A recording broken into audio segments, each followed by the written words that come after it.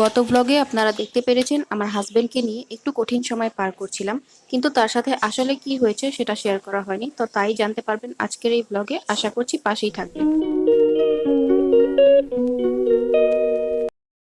আমার হাজবেন্ডের হঠাৎ করেই অনেক বেশি জ্বর চলে আসার কারণে তাকে নিয়ে টেস্ট করতে যাওয়ার পর তার ডেঙ্গু পজিটিভ চলে আসে এবং সেটা বেশ সেন্সিটিভ পর্যায়ে চলে যায়। সেই কারণে তাকে নিয়ে হসপিটালে অ্যাডমিট হতে হয় এবং আলহামদুলিল্লাহ হসপিটালে অ্যাডমিট হয়ে যাওয়ার পরই তার সাথে সাথেই একটু উন্নতি হতে শুরু করে তার অবস্থার। কিন্তু যেহেতু হসপিটালে অ্যাডমিট হয়েছে তার সাথে সাথে তো আর রিলিজ দিয়ে দেয় না, সেই জন্য 3 দিন থাকতে হবে আর কি। তো যাই হোক, অবস্থা ভালো মতো উন্নতি না হলেও তো আবার ডিসচার্জ করলে সমস্যা হয়ে যায়। তো পরদিন সকালে আমি ক্যান্টিনে চলে আসলাম এবং পরিবেশটা বেশ নিরিবিলি ছিল। বসে নাস্তা করলাম, নাস্তাটা কিন্তু বেশ মজা ছিল। কিন্তু হসপিটালের ক্যান্টিনগুলোতে খাবারের দাম একটু বেশিই থাকে। যাই হোক, সেটা কোনো ম্যাটার করে না, খাবারটা ভালো লেগেছে। পরে যখন দুপুরের খাবারটা খেতে এসেছিলাম আমি একদমই ডিসঅ্যাপয়েন্টেড হয়ে গিয়েছিলাম। ঠান্ডা খাবার এবং দামও অনেক বেশি ছিল। হসপিটালে যেহেতু ছিলাম, আমি এসে যে খাবার দাবার খেয়েছি আর যা যা করেছি সেটাই আপনাদের সাথে শেয়ার করলাম। তবে ক্যান্টিনের খাবারটা কিন্তু ভালোই লেগেছে। এই তো খাবার শেষ করে আমি এখন চলে যাচ্ছি ঘরের দিকে। সবাই কিন্তু ওনার জন্য দোয়া করবেন। আমি এখন বাসায় এসে আপনাদের সাথে এই রিলগুলো শেয়ার করছি। বুঝতেই পাচ্ছেন কিসের মধ্যে দিয়ে যাচ্ছিলাম। খাবার শেষ করে আমি এখন চলে গেলাম